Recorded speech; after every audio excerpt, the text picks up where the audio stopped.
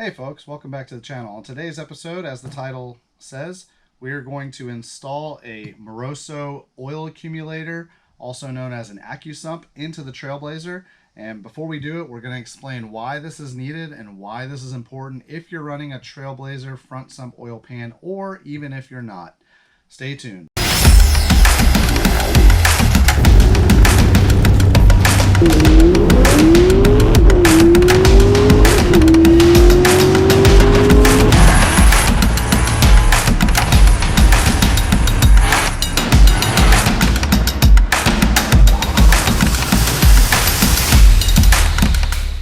Hey everyone, welcome back to the channel. If you're just tuning in, we are building a Trailblazer SS clone with the Atlas 4200 inline 6. We plan to make a look-alike Trailblazer SS, but it's going to sound like a Supra.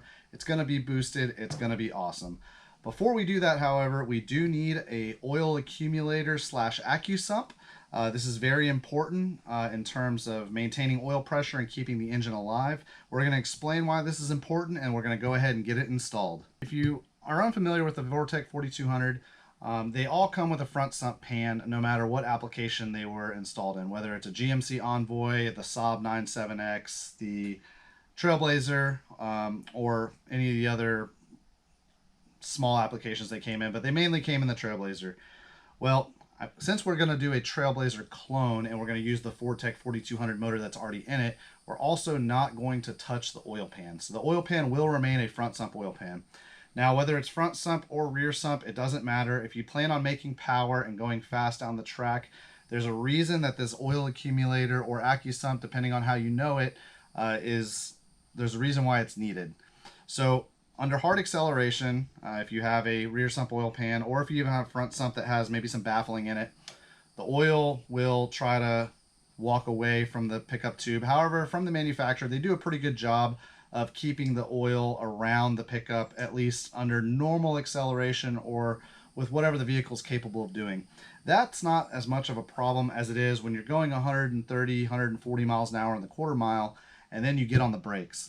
When you get on the brakes, that oil rushes away from the pickup tube, and it causes a slight, maybe anywhere between 1 to 10-second interval of little to zero oil pressure, right? There's no oil for the pickup tube to pick up, so which means there's no oil lubrication for the engine. This is in terms of rods, bearings, the top end of the motor, the cams. So that's where this oil accumulator comes in. So as you can see here, there's a gauge on the oil accumulator.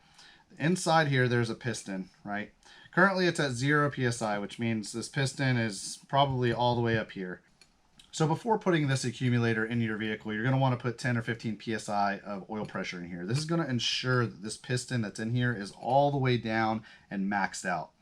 So when you hook it to your engine and you have oil connection from your oil feed mod or your oil pressure sensor, wherever you draw oil from, or wherever you want oil to go back into the motor, you're going to slowly start to crack this valve open a couple times, and it's going to allow oil to build up into here and flow into this cylinder. Well, as it flows in, that piston is going to travel up here, and the original 10 to 15 psi that you put in here, you're going to see that gauge climb, because think of it kind of like a bladder. As it comes up here, it's going to increase the pressure, which is what you want. So under normal operating conditions, right, if the engine has full oil pressure, this isn't really used. Now, under those same conditions I mentioned earlier, where you get on the brakes, you lose oil pressure, or you have no oil pressure, as soon as that pressure delta there's a difference between the motor and this AccuSump, the pressure in here is going to force that piston out. It's going to push that oil back into the engine. It's going to provide the lubrication that you're not getting from the pickup tube at that point in time. Then, once your oil returns to around the pickup area, oil pressures are zoomed using the factory oil pump. Oil will flow back into the accumulator, the pressure will equalize again, and then you're fine. So that is why this is extremely important, especially for the Trailblazer and the front sump pan, to have this to save your motor. There's a wide variety of cars that use this, such as track cars, cars that see oil starvation, in multiple G-force applications, whether it's on a road course, it's on a drag strip. It's on autocross course. These are highly used in a wide variety of automotive applications. I'm just telling you why it's not an option on the Trailblazer if you decide to build a Trailblazer that's relatively quick, using the front sump pan specifically. So there are a couple of other things that we're going to do as well as this at the same time. So M-Tech Motorsports, which you can find online, they sell a oil feed mod fitting kit. Now what this does is they pull oil off of the oil filter housing on the front passenger side of the engine. This is 1/2 inch MPT to an 8 AN fitting. Then from here, you'll connect this to this other 8 AN fitting, which goes into the number 4 main bearing plug. So you'll pull that plug out. You'll put this in. This is also a 1/2 inch MPT by 8 AN fitting. And then the number 5 main bearing plug will have the same fitting. However, this is going to be used for your turbo oil feed. Because they provide an 8 AN, I went ahead and got a reducer, an 8 AN female to a 4 AN male reducer, so I can easily put a turbo feed line from here to the turbo. Now, if you're going to boost your application later down the road, you could just use an 8 AN cap and temporarily cap this for now, which is most likely what I will do since I still want to drive the Trailblazer around. I still have a little bit of work to do to it prior to the turbo going on. On top of these fittings, you will need a hose of some sort. So I used a 1/2 inch push lock oil rated hose. I grabbed a couple of 8 AN push lock fittings, 190 degree, 2 straights. I really should have a 4th, to be honest, but I'll tell you why I didn't do that. So I want the oil from this accumulator to go straight into the engine. Now this oil feed mod pulls oil off of the oil filter housing and then directs it into the number 4 main. What I want to do is I want to ensure that the oil from this accumulator goes straight into the engine as fast as possible. Shortest direction, path of least resistance. So I don't want it flowing back into the oil filter housing. What I bought, and you can buy these on Amazon, is a one-way check valve. I will tee in coming off of the number 4 main bearing plug. I will have a T. From this, I will have the oil coming from the oil filter housing. This is from the oil feed mod. And then from this other T, this will go to the accumulator. Now what I will do, I have 2 female 8 AN unions. So this is a generic kind of layout to what I plan to do here. So this being connected to the engine, we'll see oil come from the oil feed mod and go into the number 4 main bearing. Again, this straight T is going to come from the oil accumulator. So this one-way check valve ensures that when oil pressure is low in the engine and I have oil coming back from the accumulator, oil is not going to the oil filter housing. It's going to go straight into the engine. This is what I want. This is what anybody wants. You want the oil to get to the necessary parts, to crucial parts, as fast as possible. You don't want it going down this path and oiling everything else that either already has oil, the oil filter are already going to have oil in it, and it's not as important down in the front of the engine. You want it to lubricate the bottom half. You want it to lubricate the bearings. You want oil to get into the pan so it can potentially get picked up by the oil pickup and then go to everywhere it needs to go. So that is the point of this check valve. I would highly recommend this to anyone doing this mod. I don't know that I've seen anyone do it, but this is how, I mean, my theory is this is probably the best way to do it. So the reason I don't have 2 push lock fittings is because of this. I had a couple of 8 AN hose fittings already made, this being one of them. I do not know if this will reach yet because I have not gotten under the car and measured it, but essentially my plan is to connect from the oil filter housing to this 90-degree fitting that comes off of it, go into the number 4 main bearing, and then come out from here into the accumulator, and then the number 5 main bearing, which is the oil feed for the turbo. that will go in here and it will be temporarily capped until we actually need it for when we get the turbo on. If this doesn't work, what I will do most likely is I will take this steel braided line out. I will use this line, which is a little bit longer, and you can see how much extra length it gets me. And I will just connect one end of this black hose to one end of this these Summit fittings here.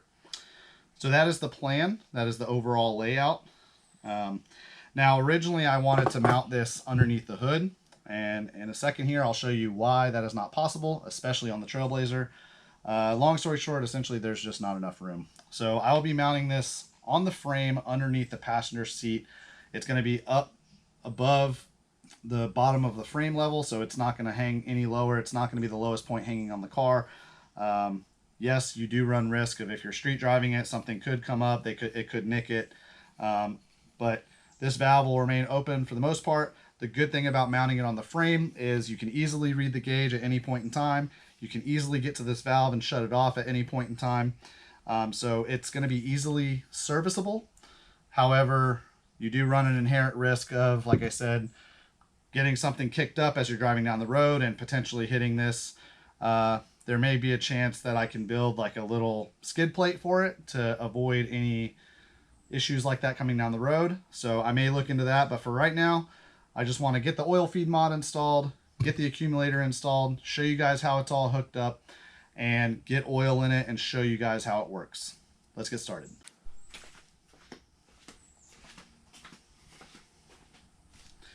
I also did forget to mention though, right quick before we get started, I did buy some reflective heat tape. Now I plan on wrapping this hose in this reflective heat tape just as an added precaution. I'm not sure exactly where the downpipe is going to go, and I don't want the oil in this line to get super heated. If I can prevent it, I'd like to keep it as close to whatever the oil temperature in the motor is. Naturally, the oil that's in here is going to be a little bit cooler than what's in the engine because it's not subjected to the same heat at any given time. But that's okay. I just want to let you guys know it was sitting here and I forgot to mention it. So let's get started. All right, so now we got a lot of stuff out of the vehicle. We got the top half of the airbox, the air filter, the windshield washer fluid, which actually, if you can see this dip here, this is the lower half of the airbox. That's how GM designed it. So the windshield washer tank acts as the lower half of the airbox. This little, trying to remember how it goes here, up that. This little snorkel for the cold air funnels through. It goes into the air filter, which sits here, and then the top half of the airbox sits on. So I got all that off. I also took off the manifold, and since I couldn't get these bolts out here and they were stripping and they were kind of seized, I just wound up taking a Sawzall, cutting it off. This is the factory manifold. It's a lot easier to get to those fittings with the factory manifold out.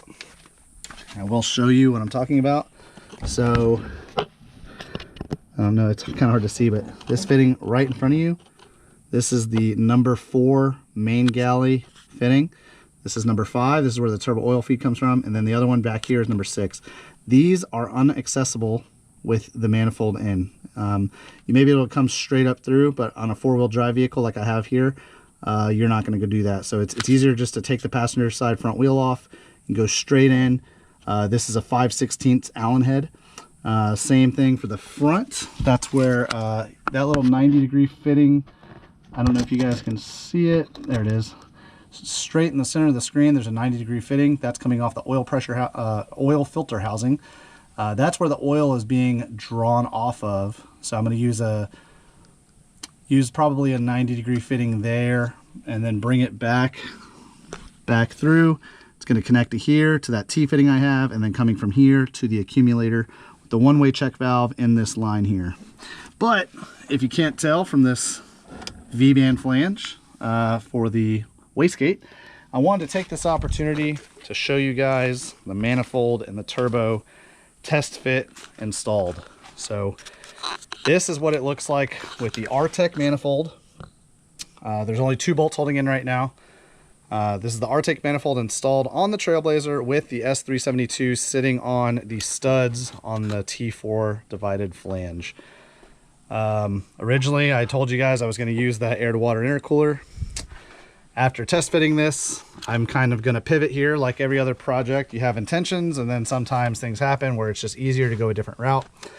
I'm probably going to clock this like so, and we are most likely just going to make an S charge pipe here with the blow-off valve probably somewhere back here, and then I'm going to run a methanol injection nozzle as close to the throttle body as possible using no intercooler at all. So it'll be on full-time E85 with a methane injection kit. I know Calvin, that's how he ran his Volvo. The Volvo made tons of power just like that. You know, if you're just driving like normal, the meth injection kit's not really going to spray that much. They typically use a Hobbs switch in line with some of your boost fittings. So as it senses boost, it tells the pump to spray more. So it's really boost driven. The more you get on it, the more it's going to spray. It atomizes very well, so it'll go in there, it'll keep the temps down. I'm not sure if it'll keep it as low as it would on an air to water or maybe an air to air, but it should be relatively comparable and equivalent, and it'll be a lot easier to package in here. Like I said, previous video, there's not a lot of room to work in here.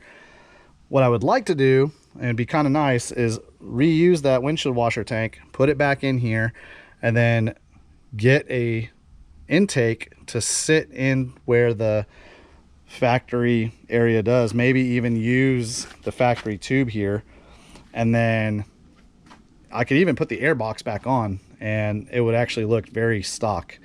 Kind of look like an OEM build. I don't know if I'm going to do that or if I'm just going to run a tube from here over to this corner, mount the filter here, and then maybe mount the methanol injection tank somewhere around this area. Haven't really decided yet. May run no filter at all and just put the meth injection tank here. We'll see. But I wanted to show you guys that prior to finishing up the oil feed mod and accumulator install. But now that I've showed you this, I'm going to pull the turbo back off, probably pull the manifold back off. That way it's a lot easier to see the oil feed mod and get everything installed and wrap it up. All right, well, we're all wrapped up. Due to weather, I'm probably going to just call it a day instead of putting the wheel and tire back on. I still cannot drive the vehicle, obviously, because there's no exhaust manifold. I cut the old exhaust off, so most likely it's going to be pushing around from here on out until we are done. It kind of gives me a little bit more motivation to finish it up. But let me show you the oil feed mod. So the number 5 main oil galley fitting, that is where the oil feed will come from the turbo. Currently it's just capped off. That is the M-Tech fitting currently attached to the block, along with a 8AN female to 4AN male reducer, and currently a 4AN male cap. So if you want to do this but you still want to drive it around, you probably would be able to maybe put an 8AN cap on it, but I think as far as it sticks out right there, I think it would run into the catalytic converter. So you may not actually be able to cap it off with the stock exhaust. The number 4 main galley fitting, that is also a 1/2 inch MPT by 8AN fitting from M-Tech. That is connected to the T with the one-way check valve, as you can see, pointing towards the rear of the car.